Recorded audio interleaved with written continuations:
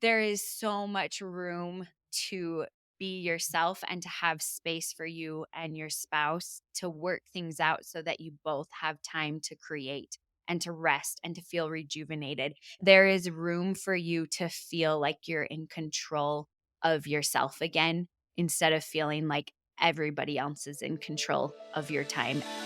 Welcome to the Get Your Marriage On podcast. I'm your host, Dan Purcell, a Christian marriage and intimacy expert and coach. I'm on a mission to help couples have the best sex and most emotionally intimate marriages possible.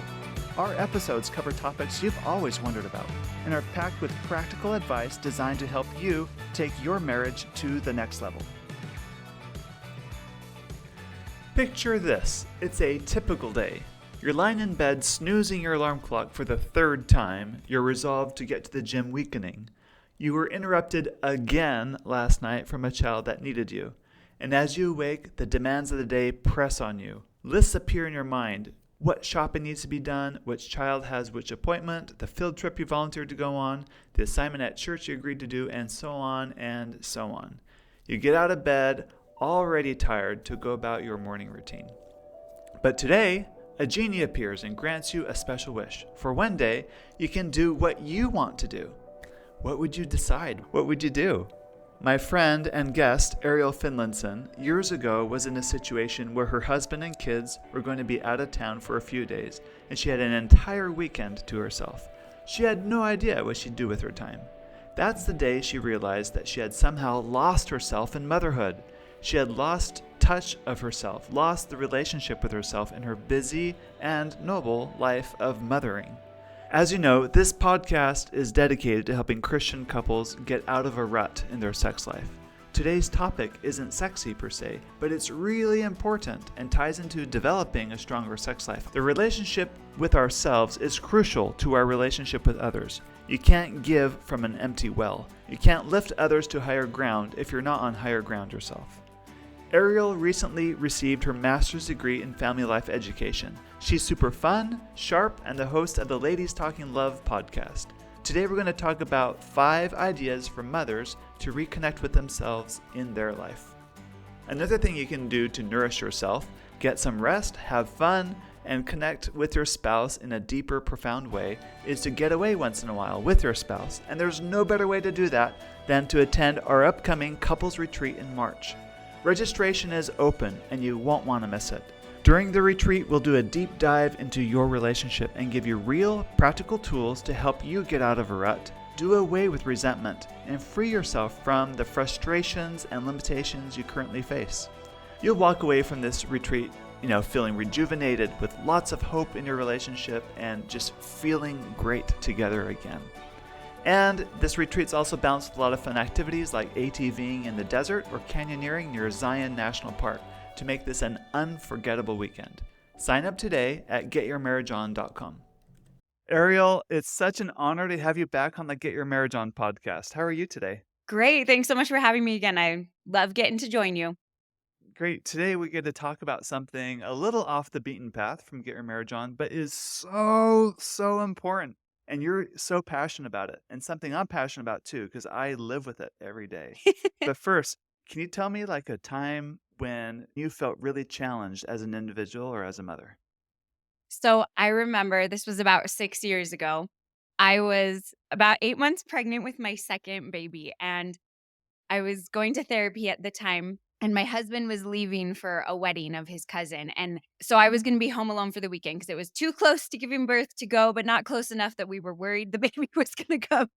So I was sitting in front of my therapist, and he asked me, "So, what are you going to do with your free weekend all alone?"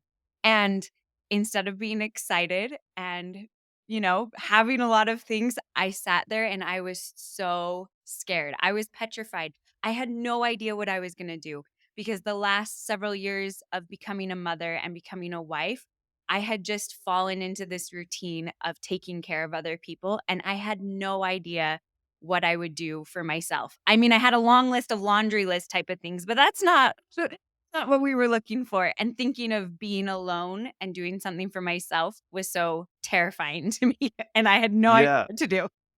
Uh-huh. A few years ago, My wife wanted some time alone too, so I got her a hotel room in town, and I had taken a day off work and arranged just to take care of the kids and everything, meals and everything, so she could have 24 hours to herself, stay at a hotel and do everything. And the thought excited her, but the day came, it was a real struggle for her too. It was just one big blank canvas. Yeah. And so she probably felt kind of how you felt Yeah, and I hadn't that day. fostered this idea of, like, self-growth within myself. I'd just kind of fallen into what I thought I should be as a wife and mother, and so I didn't have anything that was mine. Mm. And so it was Mhm. just a completely blank slate, and kind of a funny story ended up that our dog we had at the time got fleas. So I spent the whole weekend actually cleaning up my house, which wasn't what it was supposed to be, but had to take care of the fleas. Oh, that is the irony, right? Irony. Uh-huh. But it was the impetus for you to really think about, "Oh, I matter too in all Yeah, this."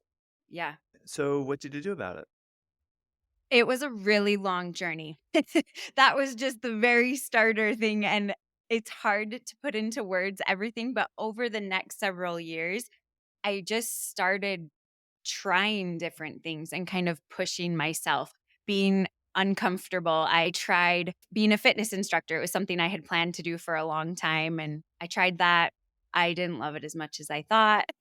I play the Uh-huh. violin, so I put together some friends and I, we made a concert. We like practiced music and then put on a concert. So I just kind of started trying things out. And as it developed, I got to work with in our church with some young women about ages like 12 to 18.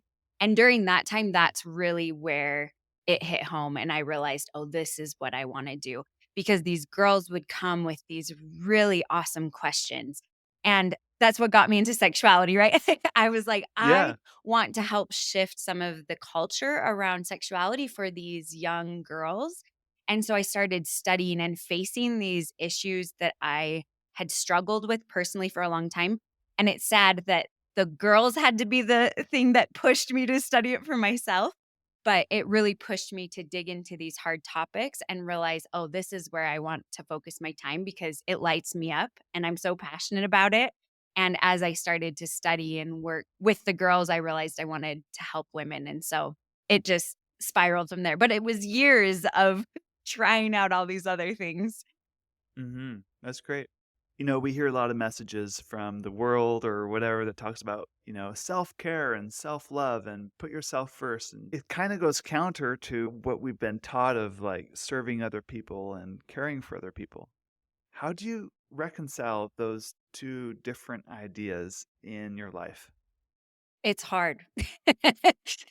That's the first part. It can be really hard. And I think that's actually one reason it took me and has taken me so long on this journey because there was a lot of guilt that Yes, guilt, right. if I focused on myself, especially in my faith tradition, I was taught to look outward and I was working to try to be like Jesus Christ, right? So like trying to look outward and thinking about focusing on myself or taking care of myself or finding something that I want to do outside of motherhood, I had a lot of guilt around it. And especially just recently I graduated with my master's degree and I was talking to my husband like it is so hard to have a babysitter come and we pay a babysitter so that I can pay money to go to school. And I'm Uh-huh, not uh-huh. bringing anything in right now. So just like so much guilt about focusing on myself. But as I started to do little things, I realized that it actually made me a better mother. And I started to enjoy motherhood a lot more because I looked around me at kind of the beginning of this journey and I saw all these women who seemed to love motherhood. And I did not. I Uh-huh, felt like uh-huh. I was supposed to love motherhood and I was supposed to love being home with my kids and I was supposed to love the monotony of changing diapers and putting kids down for naps, and I was so miserable, but I didn't realize that a lot of that was because I wasn't prioritizing my development, and that doesn't mean that I didn't take care of my kids, like, that was still my number one thing, but adding in little incremental parts of my day or parts of my month or week that gave me a spark brought in newness to my motherhood that I learned to love motherhood in a way that I never had, and I I became a better mom, which I would have thought was totally contradictory if I, like, took some time to develop myself, right? It's like, that's selfish, but I actually found that it was a gift, not only to myself, but to my family and my kids. That's good. So it really is about balance then. You're balancing things that fill you so that you can be a better mother and better wife and all the things for other Yes, people. and it's gonna look totally different at different seasons of your life, like, what works and how much time you can maybe put in. So, with your new master's degree and all the study that you've done, and also with your own personal experience, you've put together this guide that I've read, preparing for our call. Can you share with us some of the things that you've put in that guide, your 5 tips on how to help mothers feel more like a mom Yes. and a person at the same time? Yes, Uh-huh. I would love to. I spent so much time kind of trying to dig in, like, what brought me here, because I looked back at my previous so I just had a baby 6 months ago, and my previous 3 children, I it wasn't the best transition after birth and coming back into having a new baby, but this time around with my 4th, I was like, wow, I feel so good, and I just had a baby, and not I mean, postpartum, not including Yeah, that, yeah, but yeah. just, like, mentally and emotionally, I was so much healthier than I had been with all of my other kids, and so that's what kind of pushed me to be like, "Okay, what did I do different this time that really helped me?" So, the first step that I talk about is rest and rejuvenation, and Uh I huh. felt Uh huh. really guilty about this one, and that's one reason I put it into writing because I was like, "If Uh I'm huh. feeling guilty, maybe other moms are too." But That's right. I This realized is the guilt of sleeping in. This is the Yep, guilt of like needing to rest, right? Uh huh. Uh huh. exactly, because I do, like, I realized that I need to sleep in. If I don't sleep in, I can't make it through the day without an and I was Uh like, huh. "It's either or," and for me at this time, the middle part of the day, the nap time, is when I can work on the things that light me up, and Mm-hmm. so my husband and I have worked it out that he wakes up and he takes the kids to school and gets them ready, and I sleep in, and there was so much guilt around that. But I wanted to write it down and show, like, this is what's working for me right now, and as I've tried to embrace it, it's been really good, even though I still feel guilty about it sometimes. That's good. That's good. Sometimes I think expectations get in the way too, right? Like as a mom, you're like, I need to do the home cooked meals. I need to have a spotless home. I need to keep up on all the laundry.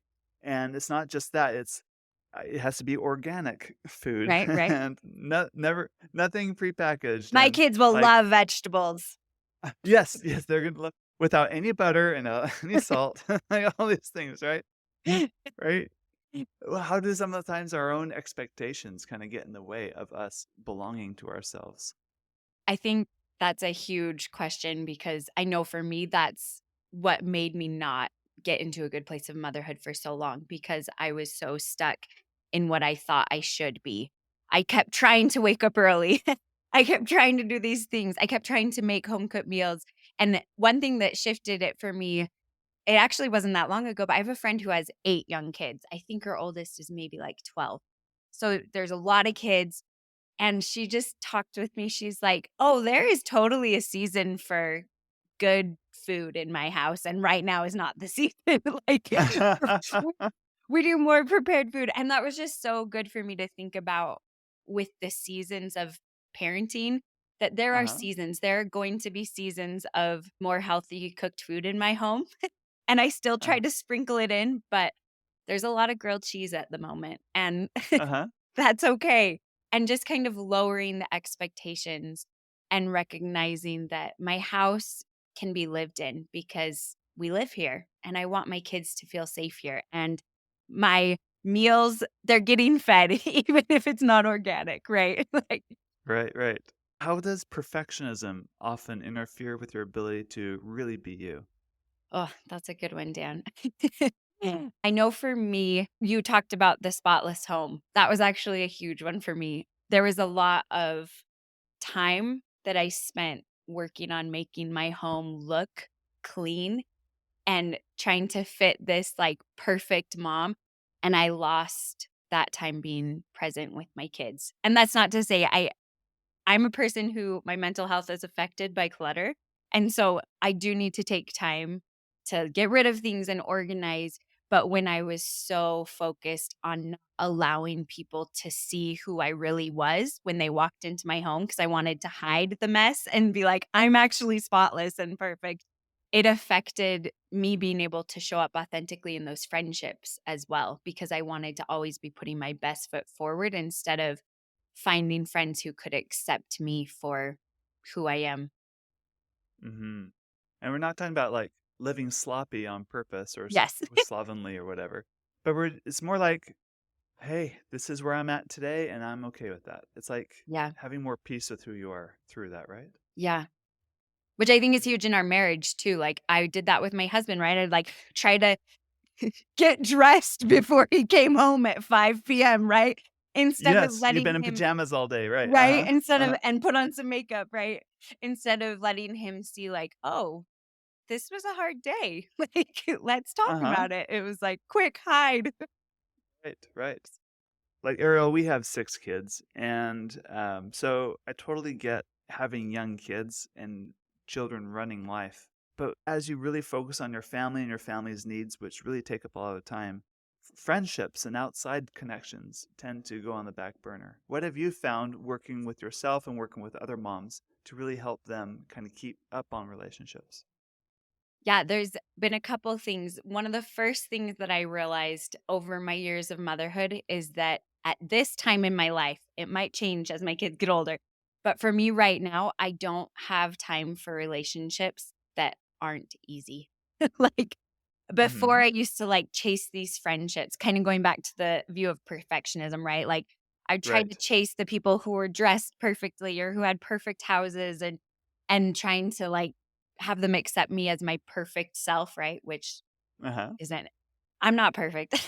So I wanted them to Uh-huh. accept me as me, and as I came into myself, I stopped trying to chase these, like, perfectionistic friendships that I thought it was going back to high school, really, like, the cool girls, right? Like, I was trying to fit Yeah, in with yeah. these moms Uh-huh. that I saw that I was like, "I want to be like them," and instead started to focus on friendships that worked for me and that the moms we could talk and we could talk about anything and there wasn't pressure to be something different than I was. And so as I've tried to focus on those, one thing like that I talk about is having quick conversations, right? Cuz if they live far away, some of these friendships, they aren't close.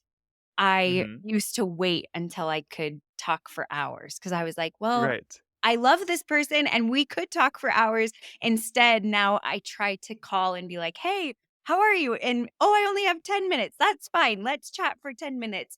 And just, Uh-huh. like, keeping those connections, that lift me up without the burden of trying to fit in with people who make me feel pressure to be something that I'm not. That's good. And it's also like just adapting to the season of life that you're in. Yeah. Of course, you're not going to have hours to just chat with someone across the country. So we're going to keep it short, but you're going to maintain that friendship.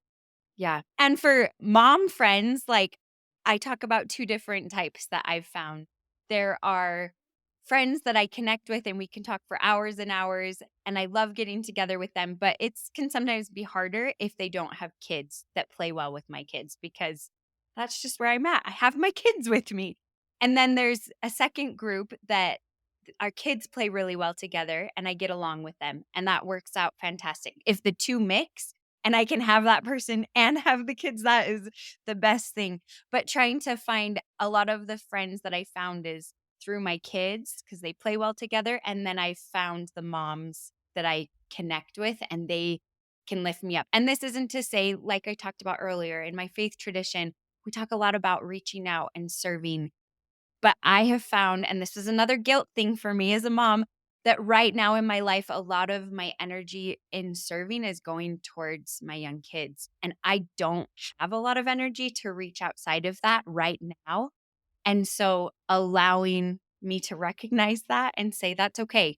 I need friendships that lift me up because my serving is going towards my kids. And that's just where I'm at right now. And so prioritizing those types of friendships instead of the ones that drain and they're always needing things. And not that I never reach out, but that was a really important shift for me to recognize that I didn't have the bandwidth. to have a draining friendship. That's really good. What things have you learned as a parent with young kids on how to help your children work better with you in your relationships with them so that you can care for them better? Oh, it's hard. All of this is hard. That's why I wrote this guide because it can be so Uh-huh. hard. But Uh-huh. something that stuck out to me a couple years ago, my husband Kyle pointed out, he was like, Ariel, I noticed that when you talk with our kids, you don't refer to yourself as me, you say mom. And in Oh, in the doing third that, person. yeah. Oh. In Mhm. doing that, I recognized that I wasn't seeing myself as a person, and I wasn't allowing my kids to see me as a person. Instead, this quote unquote mom that I kept referring to was what I felt like I should be as a parent.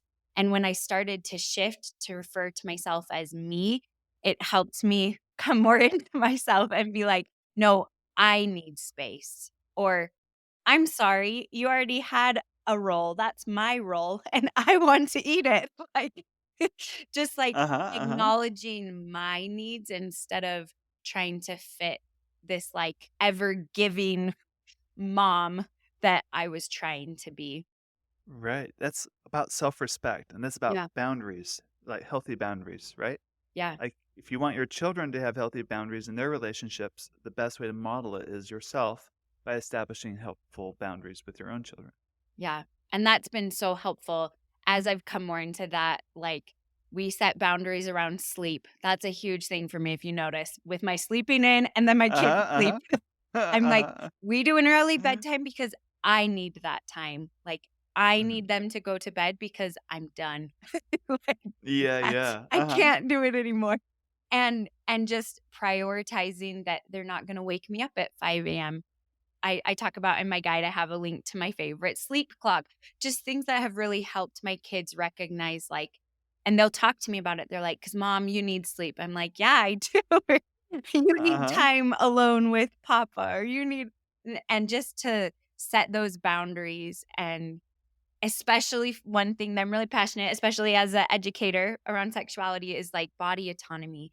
That just like I teach my kids with safe touch, that, someone shouldn't touch them in a way that they're not comfortable with, and being able if they say no, that person needs to stop. If they don't stop, they're not a safe person, they're not acting safe. And that's the same for me. When I say stop, I need to have a boundary. And sometimes with young kids, that can be really tricky. Sometimes that looks like having them have to go to their room for a minute and hold the door to say, I'm sorry, I need space. Like, you're going to have to be alone for a minute. And I think there was a lot of guilt around that because it was like, as a mom, I should always be ready to hold them or to let them have the touch they need. But I think it's really important to show them that I respect when I'm touched out, but that I'm also there for them when they need me, but also I'm there for myself when I say, "I'm sorry, I need some space, I'll snuggle you in a couple minutes, I just need a little bit of space." Mhm. That's good, that's good. I just picture you on the other side of the door holding the handle while they, like, bang and knock on the door, like, That's kick the happened. door, uh, and scream and yell through the door. Yep. Like, "Yep, see? You need your own space right now. I need this." Yeah.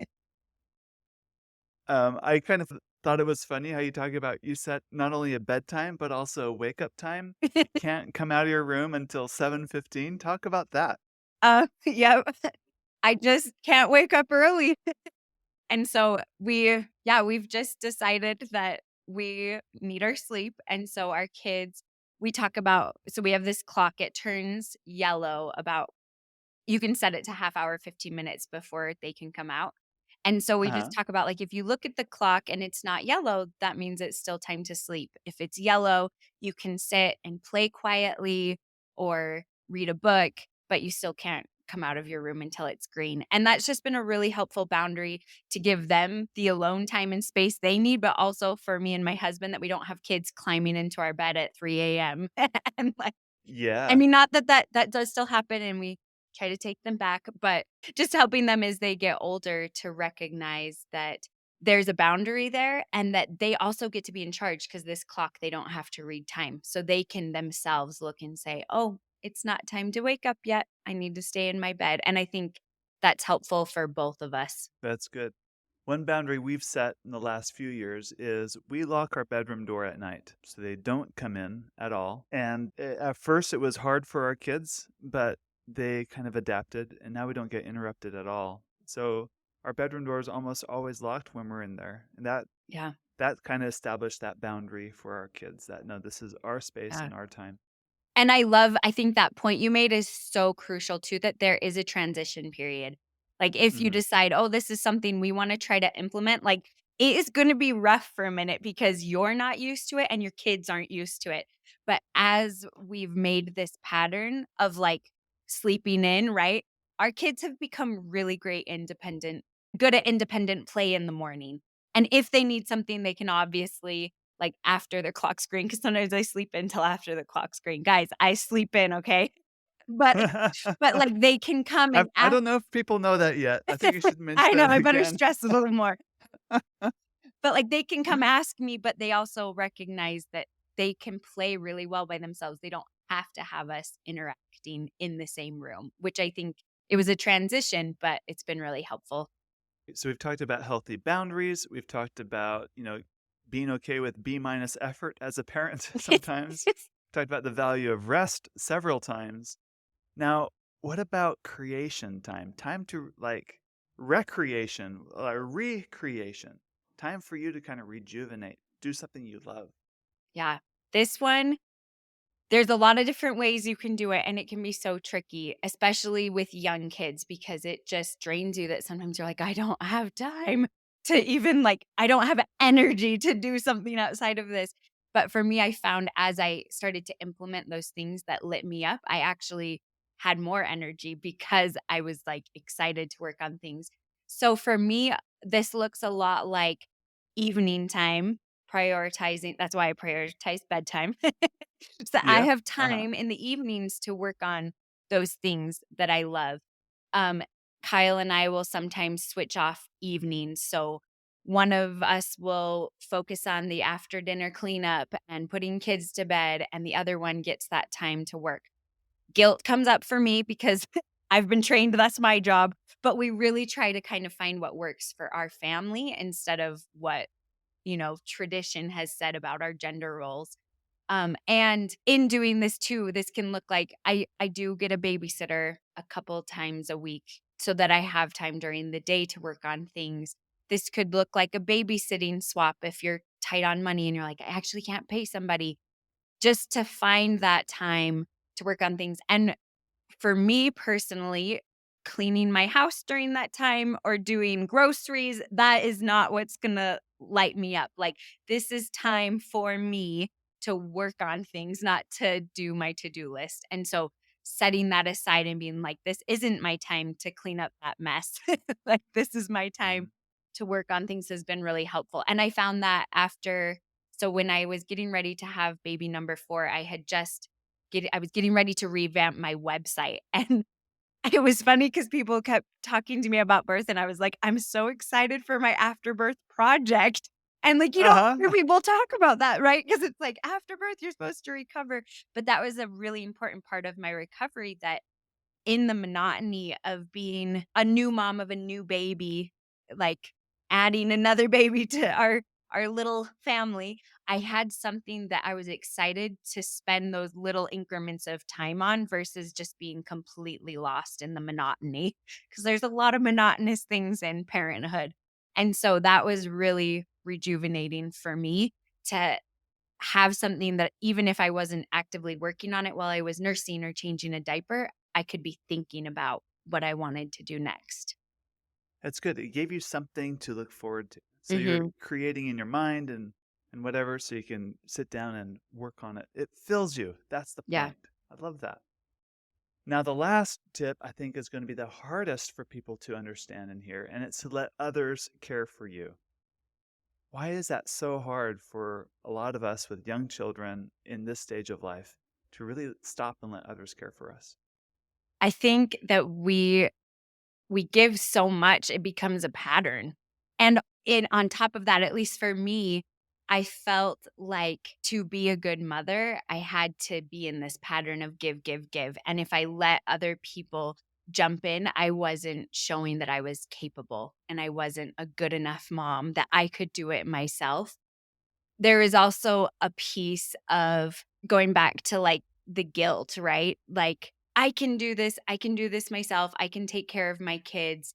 I don't have to have outside help because I can do it. But as I've worked on letting other people take care of me, it's it's really hard because we haven't been trained that, especially as women. But I've found that slowing down and letting other people take care of me allows me the space I need to come back into motherhood ready to be with my kids, because when you don't get a break of anything, you get sick of it. And Yeah. it's hard, and we all need that. And especially a big part I talk about here comes my sex education coming in. But Woo. as a mother, I was kind of trained that I serve my kids and I serve my husband, and that showed up in our sex life as well. Instead of allowing myself to be present in myself and let him focus on me, I felt the need to care for him. And if you know anything about women's sexuality, that doesn't really work because Nope. you It's have not to be erotic. present in yourself, because it's usually harder for women to be aroused and reach orgasm than it is for men. And so you have to start practicing this ability to let someone focus on you. And that also helped, like, growing up, I heard a lot about servicing your husband, right? This idea of like sex is a need for them. And as their wife, I service them. And shifting it to see it as a way for my husband to serve me. I'm more willing to and wanting to participate, because it's like not another thing on my to-do list. It's a space where I've been caring for people all day, and now my husband can come and care for me and show me love. And I think if you start practicing this when you're out and about, right, with family or friends, like, "Hey, could you hold my baby so I can eat without Uh-huh. having to hold a baby? Will you help me with this?" I think that gives us a great chance then to start talking about that and practicing that in the bedroom as well. I like that. We were talking about my friend Amy says sex is a place I go to get pampered. That's her that's her mentality, right? It's Yeah. like, what do you mean? This is where I get pampered. I've been serving other people all day. This is Yep. my chance to be pampered. And Yes. my husband wants to connect to me, like Yes. connect with me. This is a Yes. great way for me to do that. Aside from allowing other people to serve you, I think it can be even harder to let people know what you need. And I actually had an experience a couple of years ago. So about 3 years ago this month, actually, my husband broke his leg. It was a horrible break. It was a compound fracture. Had to have multiple surgeries. We had just moved like 2 months before. I had a, like, 3-month-old baby. It was awful. And my next door neighbor, she asked me, she's like, "What type of food can I get you to bring just so you have easy stuff to get ready for the kids?" Here I am, not practiced at asking for what I need, and I was Uh-huh. just like, Uh-huh. "Oh, get whatever is easiest for you." So what happens is she brings over what she thinks would be helpful, but it's actually not very helpful because it's not stuff that my kids will eat or that I want to get ready for them. And in that, I realized that it would have been a bigger blessing for me to voice what I needed, and it would have been better Uh-huh. for her because she would have actually been helping me in the way that she wanted to help me. And I think it's the same with our spouse as well. Like, in a healthy marriage, we're talking about healthy marriages here, right? Like, Uh-huh. Yes. we want each other to feel fulfilled. We want each other to feel loved. And but often we have to say like, this is actually what is going to help me. This is not if you do this. And I think voicing that takes a lot of practice, but being able to do that sometimes feels also unromantic. 'Cause it's like they should just know what I want. But I've worked on transition, like, switching those thoughts that when I voice what I want and need, it actually is a huge show of love if that person can do that. Or a huge show of love if that person can my husband can say like, "That's not gonna work right now. Can we try that later?" Or, "How about this? I'm not comfortable or able to do that." But just talking about it gets you both to a space that is helpful for both of you and helps you both feel loved. That's so good. So good. So as we wrap this up, we've talked about how important rest and rejuvenation is, being a young We didn't parent, even get right? into the movement I, part, so you'll have to read the guide for yeah. that part. Oh, that's right. Movement and stillness. Like Mhm. we need time to move our bodies. Yep. Like that might look like hard exercise for some. It might just be going on a walk, or Yep. just might be just turning on some music and dancing. Yes. Yes. But also time for stillness because we're so rush, rush, rush. It's interruption after interruption. Like we hardly get time to even shower or use the bathroom without, little fingers Little underneath the kids. door. Like, mom, are you in there? Right? Yeah. It's Yeah. like, "Can I sit on your lap?" You're like, "I'm trying to poop." Like, exactly. I think you told me once, like you get your time in the Bible or in the scriptures while you're using the toilet. That's like yep. your time. That So that is sometimes other spaces, but yep, pull it up. that's it, right? That's how Yep. you got to make that time for stillness. Yeah. Relationships also matter. Friendships matter. Having other moms or whatever. But I like your advice too about you got to pick relationships that work for you in your season of life. Yeah. That's right, and you want to avoid the relationships that drain you, those vampire relationships. And setting good boundaries with your kids. Take time to be creative, do things that fill you, and let others take care of you once in a while. Get pampered. That's right. Very good. Ariel, is there anything else I should have asked that you'd like me to ask as we button this up? I just hope that as a parent, especially as a mom, that's where I'm coming from. Moms can feel empowered that they don't have to feel stuck because that was a huge part of my journey. Is I really felt stuck. I felt like my freedom to choose had been taken away because now as a mother, now as a wife, I had these duties I had to do.